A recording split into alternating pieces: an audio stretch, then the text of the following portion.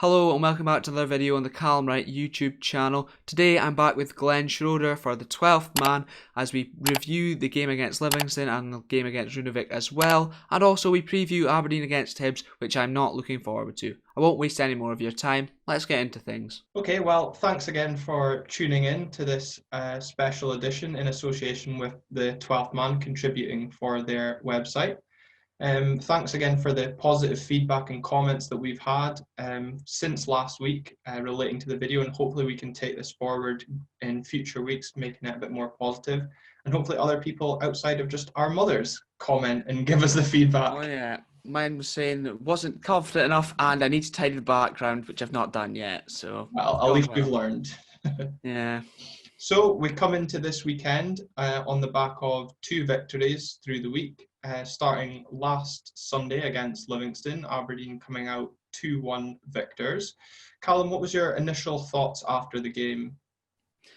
Again, it was very, very cagey for the most part, but when we actually played 10 minutes of actual football at the start of the second half, we went and won the game, so it was fine. But yeah, decent again to just get minutes in the legs and start building a run, hopefully, which might, go wrong Yeah, this Sunday, but we'll see what happens. But no, thought when we actually played football, looked very good, and yeah, happy with it. Got the 3 points. That's the most important thing, really. yeah, it's kind of similar to the Thursday night game against St Johnstone, a 45 minutes to forget in the first half. But like you said, we got the ball down at the start of the second half and caused Livingston some problems. Funny that what happens when you start attacking teams running at them.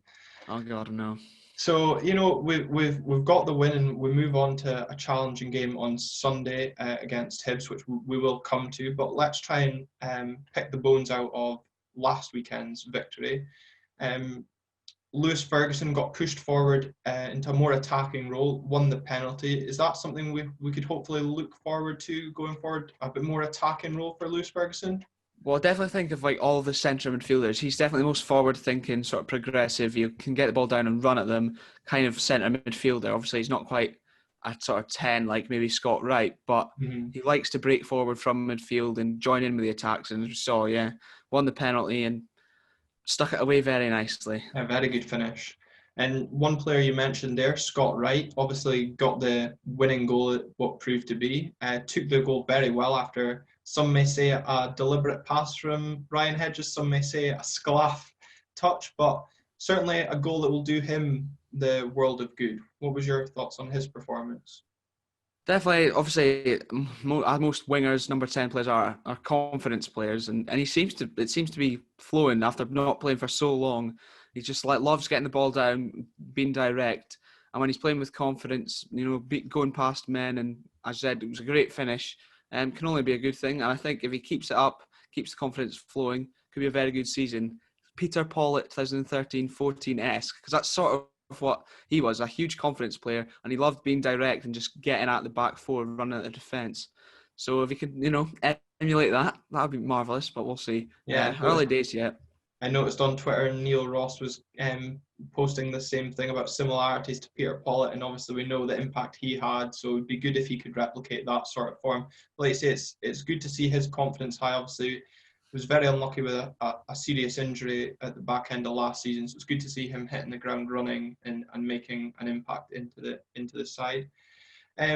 We've obviously spoke about Lewis Ferguson and his impact. Ross McCrory again seems to have been a really astute signing, and another 90 minutes where he was playing in a lot of positions. What was your thoughts on his performance?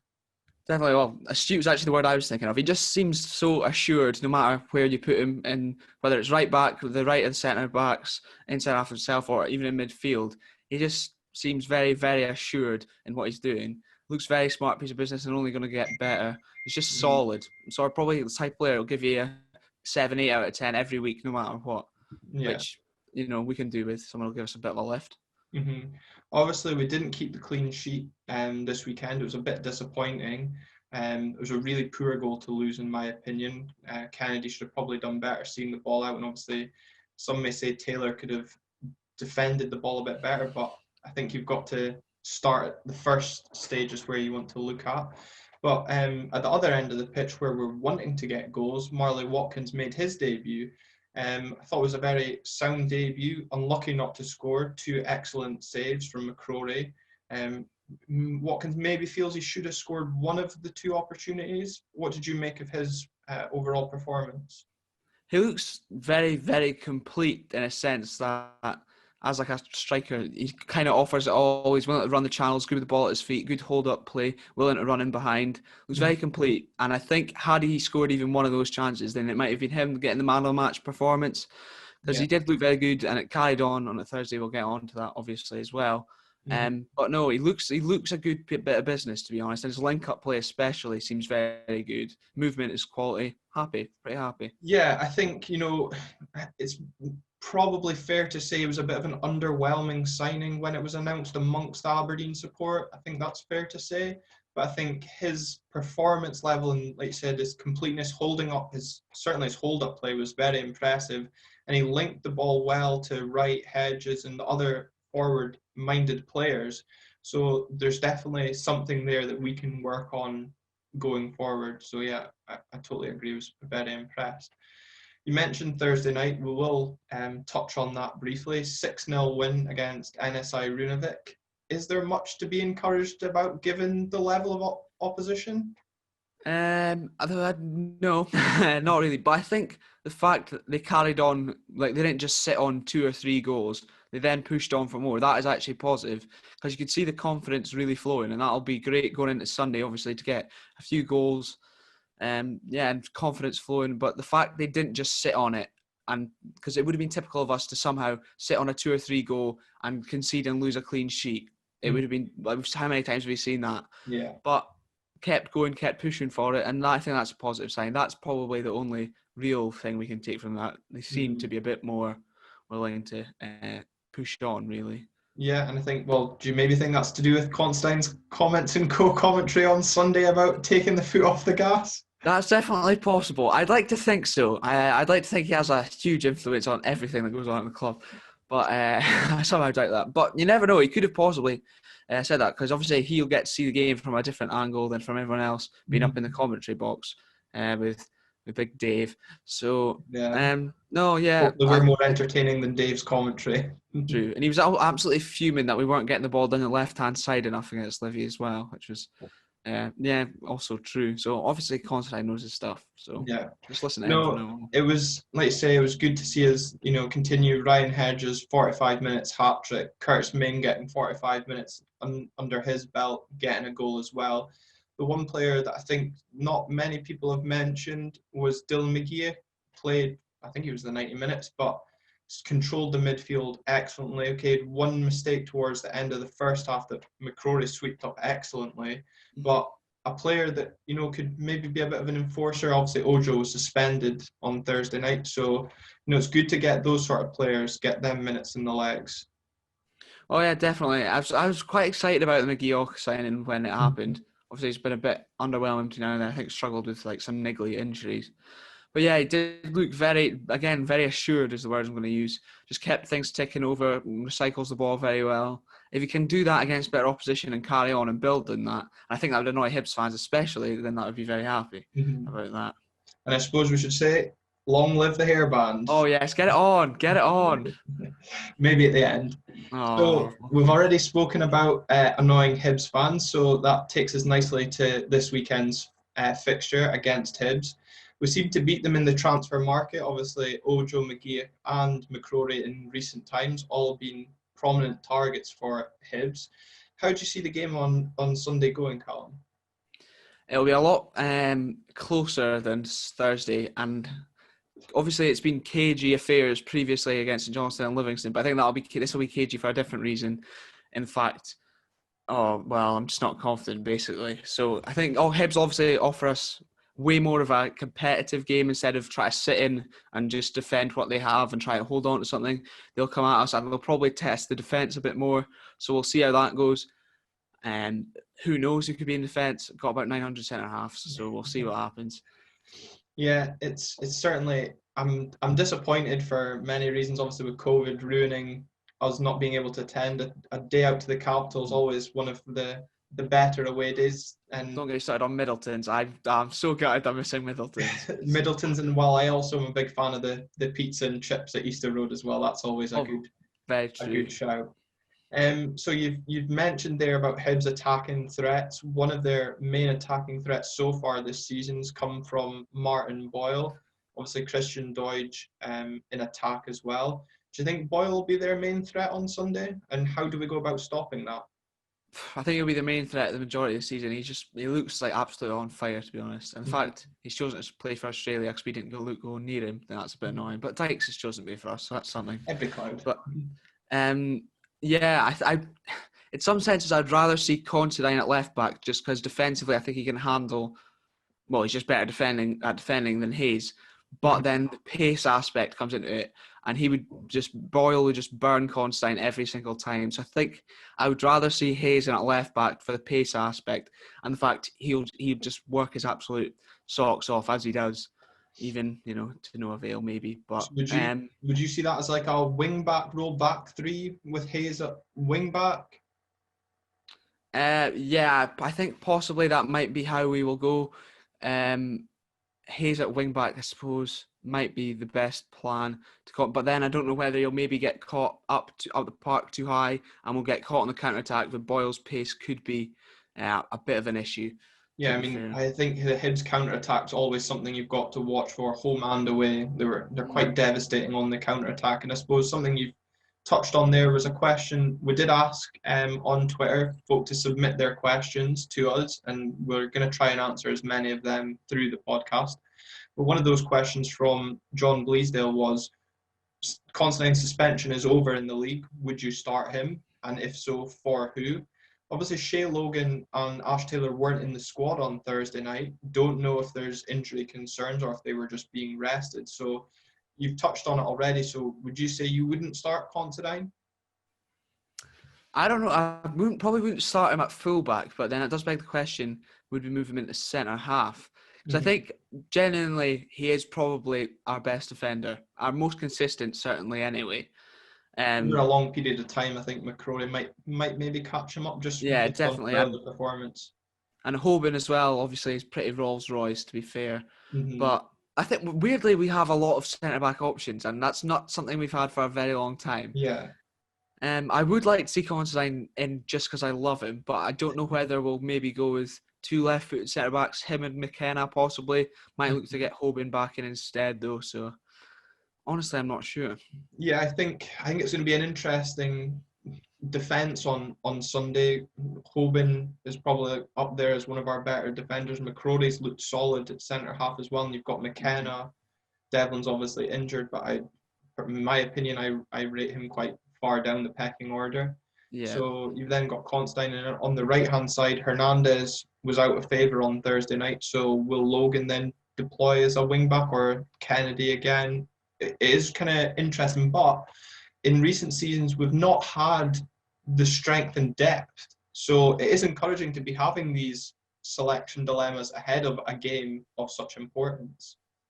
Definitely, yeah. I think in centre-half especially, we've got very good options in there now. But I would say I agree that Devlin and probably Taylor are bottom of the pecking order, but then it still leaves you with 4 potential centre-halves ahead of them.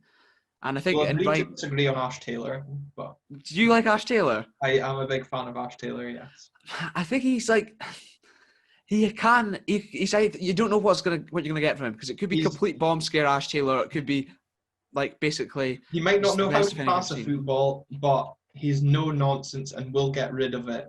He might be prone to a mistake, but so are most of our back lines. That's true. Honestly, I probably would have him ahead of Devlin, to be fair. But I wouldn't have him in ahead of Hoban, McKenna, Considine, or probably McCrory. But it's like I said, it's a fine problem to have. Fine problem to have, but this is a good thing about football. We're all entitled to our opinions, and it's good to have these discussion points, which makes us have these podcasts as well to debate them. So what do you think our game plan will be? Do you think we'll go with the back 3 and 2 wing backs, or a kind of more solid 4-4-2 formation, to try and stop Hibs?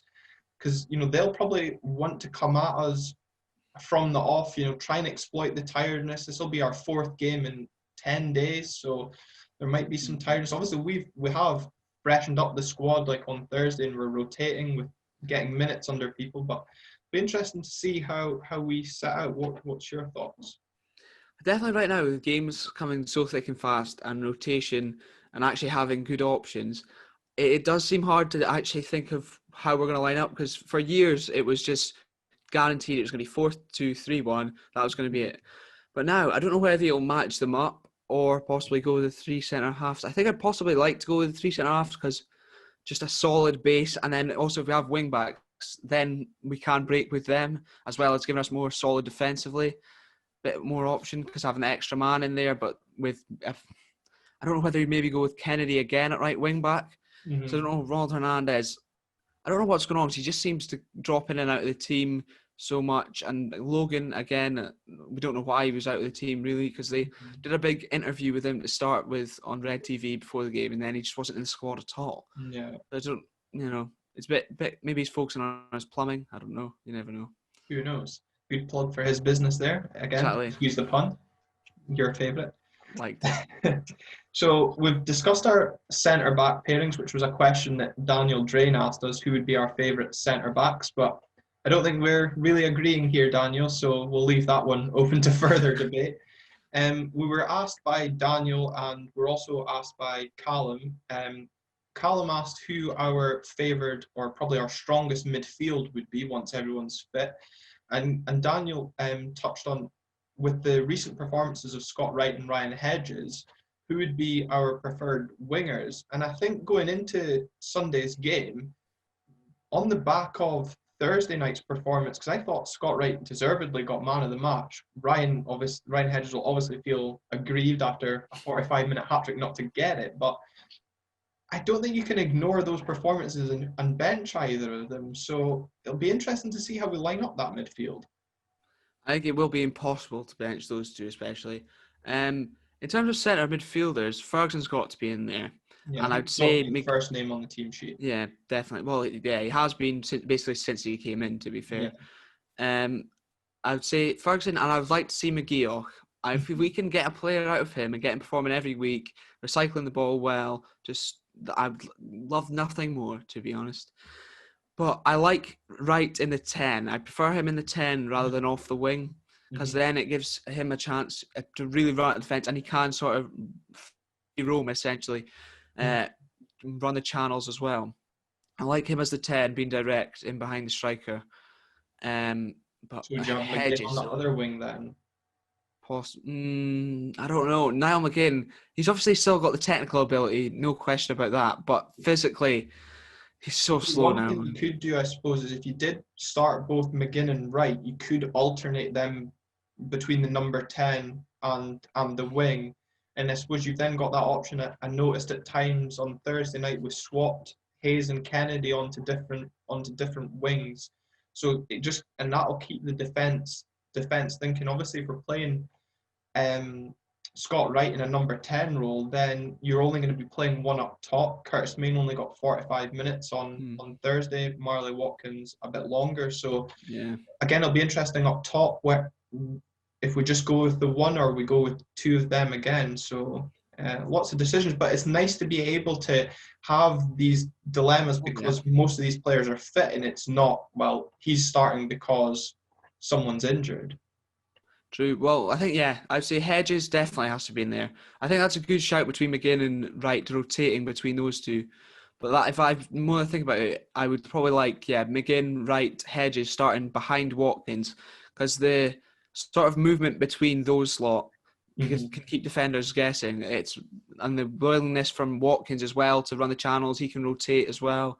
And I think definitely it's good. And I think as well, like up against the likes of Hanlon and Porteous, Watkins is a big physical presence as well, and he looks so far to be able to handle himself and hold the ball up well, which allows the link-up play from the players that you've just mentioned as well. Definitely, and I think their movement could potentially catch them out as well. The rotation between the four. And I'm really hoping this game isn't affected by the Sky's picks so far have been terrible.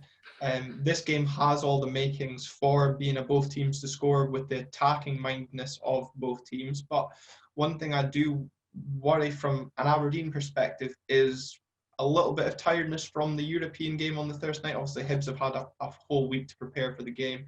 And we're obviously, like we've touched on, this will be our 4th game in 10 days. So do you think we might suffer, or do you think we've done enough in recent games with, resting players and rotating to get minutes in the belt? I think the rotation has been very good, actually, because, like I said earlier, it's hard to know what team we're going to put out because the rotation has been so good. And I think also the momentum we've built from 3 wins in a row, Mm-hmm. well, I don't know when the last time, we could probably say that.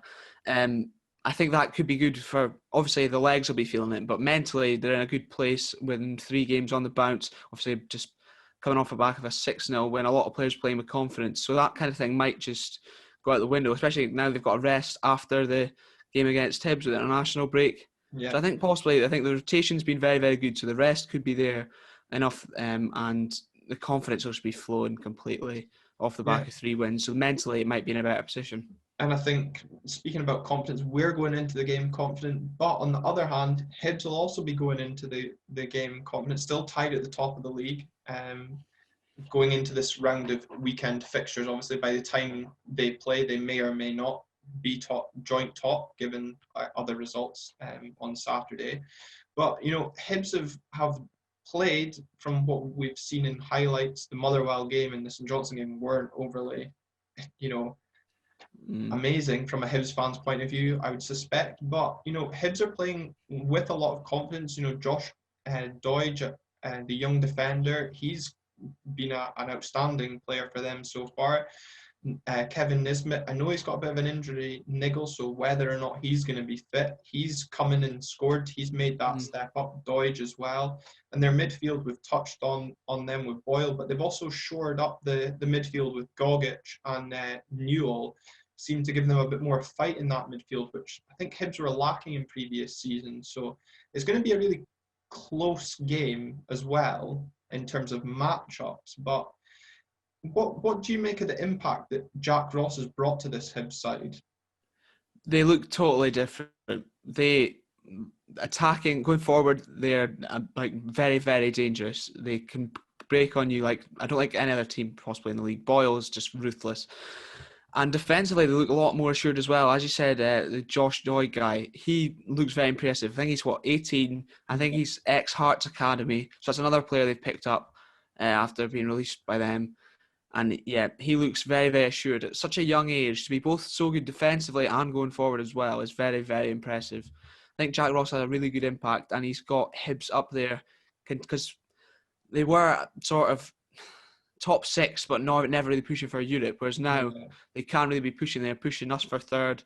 Well, right now, as you said, could be joint top. Well, they are joint top, but they could, So I think definitely, he's made a huge, huge impact, and he will probably keep them up there consistently if he stays around and if he can. The board back him, obviously, and they actually sign their targets, unlike Ross McCrory. Just had to get that in there. I'm sorry.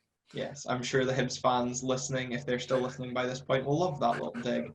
But, Jack Ross was a name that was touted when, kind of points last season when we weren't doing great and times before. Jack Ross was a name that was linked with the Aberdeen job purely just on social media through no fundamental. But, his impact at Hibs just shows what he is actually capable of. And, the Sunderland job is such a poison palace. Yeah, exactly the words I was thinking. Like your mouth, but it just shows that the difference between managing in Scottish football and English football is actually, there is a difference, and he is coping well in Scotland, and he could do a job for Aberdeen in the future. Who knows? Yeah, you never know. I think it'd be very hard to away from Hibs. So yeah, I think it'd be hard to poach him now at this stage from Hibs.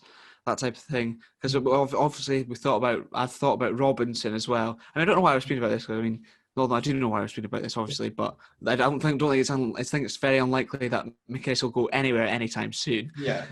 But Robinson and Ross, the 2 managers from the SPFL, especially, that I would like if McGuinness does go at any point to come and succeed. He's, as I said, poison chalice at Sunderland. I think anyone could go there And I think between the pressure, some of the people who are running it, very questionable. I don't know if you've watched the Sunderland Till I Die documentary. What a great viewing that was. As Not if you're a I, Sunderland fan, apologies to them. yeah. Well, I follow Newcastle in England because of family, so that was even more enjoyable.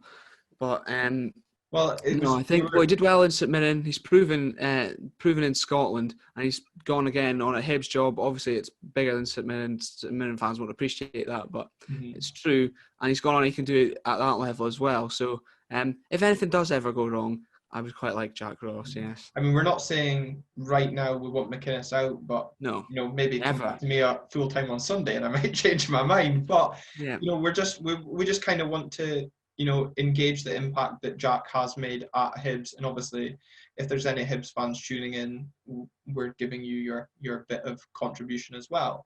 Now, just one thing on the game as well, going back to the questions that we've asked. Grant Campbell asked, if we lose on Sunday, are Aberdeen out of the race for the top three? Basically, can we still finish third if we lose on Sunday? I think it's very, very early to rule us out of that. But at the same time, going off the teams we'll have lost against, Rangers and Hibs, that's teams we're directly competing with. Yeah. Obviously, because we get the chance to play them probably another 3 times, you would like to think anyway.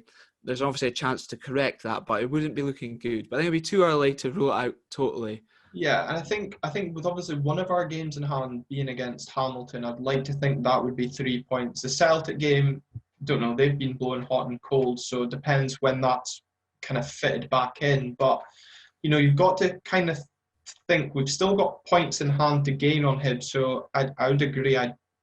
Too early to rule us out and make any sort of prediction on that front of teams not being able to catch other teams. We're only a handful of games into the season. Yeah, I would say so. Yeah, but when you go, I don't know. Oh, I was saying, because you mentioned Celtic there, do you think the pressure of Ted is maybe getting to them a bit? Because it does seem to be they seem to be off the boil. I think so. A lot. I also think it's the pressure of certain players, wanting to be there or not wanting to be there as has come out in recent days. But that pressure, again, I've heard it in previous podcasts I mentioned it in the podcast I was on with Jamie Beatson for We Are Perth. Us and Celtic have been disadvantaged through no fault of our own. It was the players' negligence that led us to having games postponed. So we're now playing catch up, and I think that, on Aberdeen's point of view, adds pressure because, as fans, me and you expect us to be up there, expect us to be competing. So, and it's the same for Celtic. Their fans expect them to go on and win 10 in a row, and they've got the pressure of knowing that they're chasing Rangers already being games behind. So, I think we'll see that throughout the season. Definitely, yeah. Sorry, carry on. I was going to say, are you wanting to put a prediction on the game on Sunday? Oh, I know whatever I say, I'll regret it. I'd like to think we can sneak a win. I would say sneak a win. I don't think we'll keep a clean sheet because, as we've mentioned, the Hibs are just frightening going forward. 2-1 Aberdeen. 2-1 Aberdeen. Considine to score. There we go. Well, I'm going to say 1-1 just because I think it will be a cagey game. Obviously, I hope we do win, but I just think we just match each other off too well. But, if we do win, I'd love it to be Ross McCrory to get the winner. Just because the seethe from the Hibs fans would be great. That would be worth it. That would be hilarious. Yeah, I'd like that. And I'm sure all Hibs fans listening will certainly let us know their feelings if this doesn't go as we hoped on Sunday. Yeah, I do regret saying we were going to win now. I won't lie. But, well, game's the game. Well, that's been another review and preview of the Aberdeen fixtures from this week. We hope you enjoyed listening to us and I hope we've done a better job than week 1. We can only go one way and hopefully that's up. We'll be back next week or the week after, probably with the international break, to go over the Hibs game and look forward to our home game against Kilmarnock. Perfect. Thank you. Thank you. Now, there we have it. Thank you very, very much for watching. If you have enjoyed, please do hit that like button and comment down below with any of your thoughts on the topics we covered, even if you think we're talking absolute rubbish. I'll leave Glen's link in the description, as well as all of that of the 12th man. Thank you very much for watching, and take care.